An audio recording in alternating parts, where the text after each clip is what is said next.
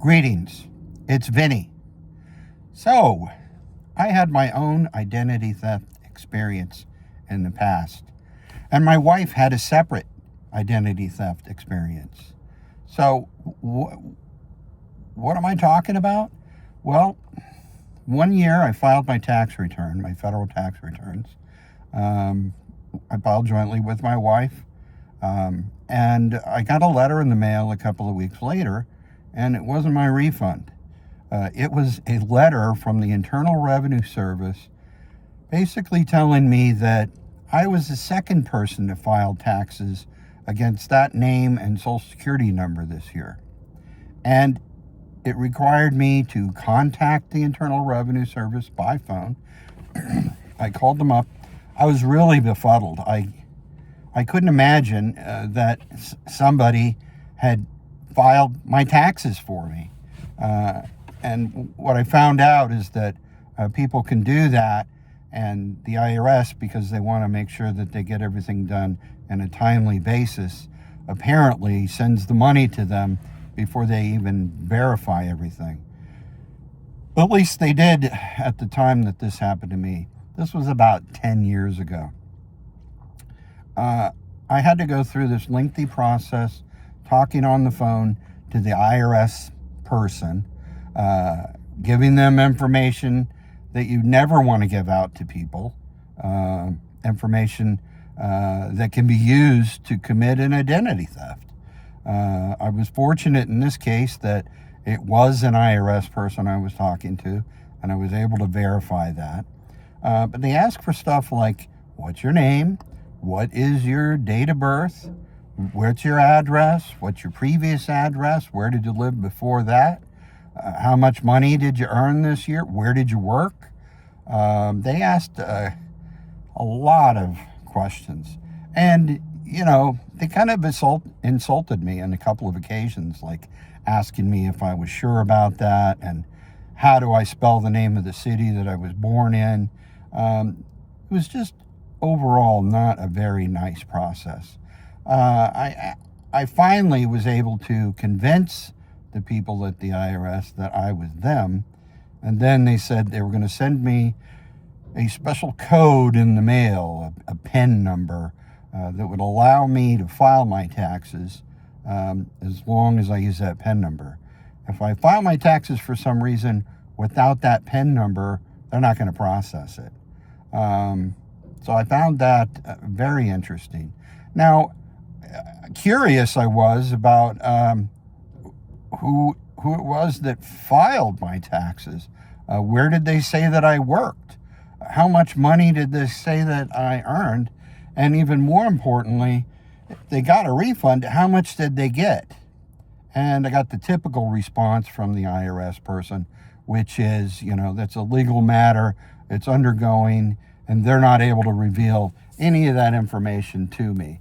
So I was a little bit disappointed that was the case.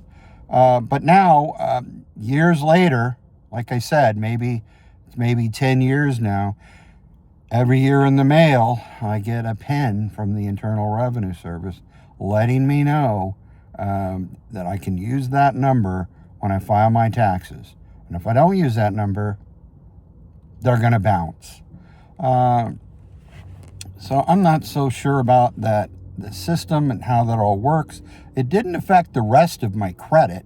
It only affected my tax returns. I keep a pretty close eye on my payments, my mortgage and charge cards and things like that, as you're able to do that now by going online, usually with your individual credit providers. So I keep a pretty good handle on that, and I haven't had anybody apparently associated with that false tax filing try to get into my taxes or my credit. Now, my wife had a similar story, another disappointing thing. And these are things that question the efficiency of some of our government agencies. My wife's working for the government, and during COVID, something happened. something really weird happened. We received in our mailbox a debit card from Bank of America. It was made payable to my wife, and the information was that her unemployment insurance benefits had been loaded onto that card, and that she could use that card to access the unemployment benefits. The problem was she wasn't unemployed. She hasn't been unemployed for many, many, many years, and she certainly didn't file an unemployment claim. This was a real conundrum for us. I mean, certainly you get something like that and you think, well, geez, should I use this card? Well, you know what? It's a trap. You don't use the card. She didn't use the card, but she was very, very concerned and irritated that someone else was using her name to try to get unemployment. We're also worried that somehow that would be reported to the state, and that we would have to pay taxes on it, either at the state level or the federal level. But we never did find out what the amount was. We called Bank of America to try to get information. She called Bank of America, who had issued this card, and asked them to go ahead and cancel it. She contacted our state's Department of Economic Security to try to report this inappropriate filing. And as can be expected, it was one thing after another. You had to press this button to go here and then go there. And the system really wasn't even set up to take this kind of a complaint, if you will, this type of an allegation. I think she finally did manage to reach somebody at the Department of Economic Security and told them that someone had filed that someone had filed unemployment claim against her name, and that she wanted that canceled. Well, the experience that she had with Department of Economic Security was similar in some ways as my experience was with the Internal Revenue Service. Basically, the people at the state didn't really seem to be all that interested in it. They told her that they would look into the matter, and even though she tried to get a hold of them later, they never contacted her, never gave her any information. We never used the debit card, and we never got any tax forms on it. So it was just a weird thing, but someone had to have her information in order to file an unemployment claim with the state. So those are just some weird experiences that I've had with identity theft, or that my wife has had.